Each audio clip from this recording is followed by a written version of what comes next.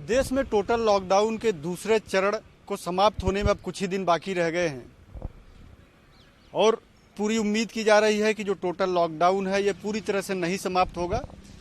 कुछ रिलैक्सेशन जरूर मिलेगा, लेकिन जो टोटल लॉकडाउन है ये एक्सटेंड होता रहेगा। और कुछ राज्यों ने शुरुआत भी कर दी है। पंजाब ने इसे 17 मई तक बढ़ा दिया है, पश्चिम बंगाल भी तैयारियों में है, उत्तराखंड सरकार ने भी केंद्र सरकार पे छोड़ा है कि टोटल लॉकडाउन यहाँ पे एक्सटेंड करना है कि नहीं करना, ये फैसला केंद्र सरकार लेगी। लेकिन जिस तरह से माहौल चल रहा है, जिस तरह से देश विदेश से खबरें आ रही हैं, इटली में जिस तरह से टोटल लॉकडाउन में छूट देने के बाद वहाँ पे कोरोना के जो संक्रमण की दर है वो बहुत तेजी से बढ़ी है, उसको देखते हुए पूरी उम्मीद की जा रही है कि टोटल लॉकडाउन 3 मई को समाप्त नहीं होने दिया जाएगा। तो हम आपको डेली बता रहे हैं, प्रतिदिन बता रहे हैं उत्तराखंड की राजधानी देहरादून से टोटल लॉकडाउन का हाल।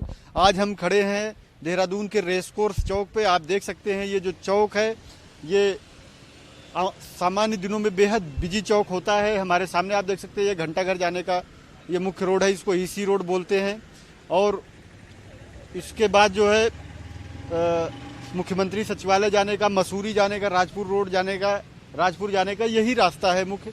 और हमारे ठीक सामने आप देखेंगे ये धर्मपुर चौक से होते हुए हरिद्वार रोड जाने का ये रास्ता है। तो यहाँ पे जिस तरह से टोटल लॉकडाउन के समाप्त होने के जो दिन है वो करीब आ रहे हैं, थोड़ा गतिविधियाँ जरूर बढ़ी हुई है। कुछ लोग पैदल भी अब निकलने लगे हैं। हालांकि अभी भी पुलिस प्रशासन टोटल लॉकडाउन के पहले चरण की जो सख्ती थी उसी तरह से चेकिंग वगैरह कर रहे हैं और बिना किसी काम के, किसी के आने पे उनको जरूर रोका जा रहा है, उनसे पूछा जा रहा है। और एसेंशियल और इमरजेंसी सर्विसेज को छोड़ के किसी अन्य को अभी भी परमिशन नहीं है रोड पे आने की। लेकिन अब धीरे धीरे 1 महीने से अधिक समय हो गया है और उसको देखते हुए लोगों की जो सब्र की सीमा है वो भी कहीं ना कहीं टूटती हुई दिखाई दे रही। लोग घरों से बाहर भी अब निकलने लगे हैं। ये अलग बात है कि सड़कों पे आने से बचते हैं क्योंकि सड़कों पे पुलिस का कड़ा पहरा है। बावजूद इसके अब जो कुछ भीड़ है, कुछ संख्या है वो दिखने लगी। हालांकि लोग कोरोना की जो मारक क्षमता है उससे पूरी तरह से अब अवगत हो चुके हैं, उसकी संक्रामकता को जान चुके हैं और इसकी वजह से स्वयं वो लगातार जो सतर्कता है उसे बरत रहे हैं। बिना मास्क के लोग कम ही देखे जा रहे हैं और जो पुलिस प्रशासन है इतना सख्त है कि कोई भी बिना मास्क के निकल रहा है तो उसका चालान भी कर रहे हैं। तो इस तरह से देखें तो लॉकडाउन सफलतापूर्वक चल रहा है और जो पुलिस प्रशासन की तैयारियां हैं वो इस लॉकडाउन के एक्सटेंड होने पर किस तरह से काम करना है और इस लॉकडाउन के समाप्त होने पर कौन सी स्थितियां बनेगी इसको लेकर के मुकम्मल की जा चुकी है।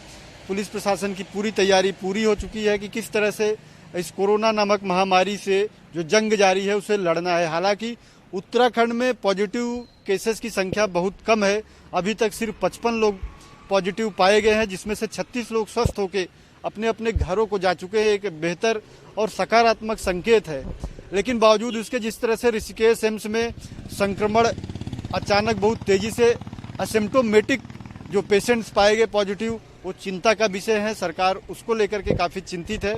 और अब जब कल केंद्रीय गृह मंत्रालय ने गाइडलाइन जारी कर दी है कि जो मजदूर, जो छात्र, जो टूरिस्ट जगह जगह फंसे हुए हैं उनको निकालने का एक निर्देश केंद्र सरकार ने दिया है, उसको लेकर के भी सरकार ने तैयारियां शुरू कर दी हैं।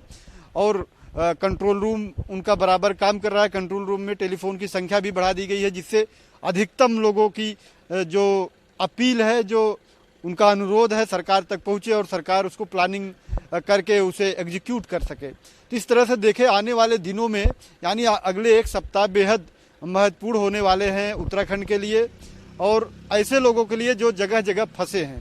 सरकार का पूरा इस बात पे जोर है कि उनको निकाला जाए लेकिन इसके साथ ही साथ जो सतर्कता है उससे कोई समझौता न किया जाए। इस तरह से हम कह सकते हैं कि जो देहरादून है वहाँ पे लॉकडाउन बहुत अच्छे से चल रहा है, लेकिन जो सतर्कता है उसका भी पूरी तरह से ध्यान दिया जा रहा है। और आने वाले समय में किसी भी तरह का कोई भी एक्शन लेना होगा तो उसके लिए प्रशासनिक मशीनरी पूरी तरह से तैयार हो चुकी है। कैमरामैन तिलक शर्मा के साथ देहरादून के रेसकोर्स चौक से धीरेन्द्र प्रताप सिंह की रिपोर्ट।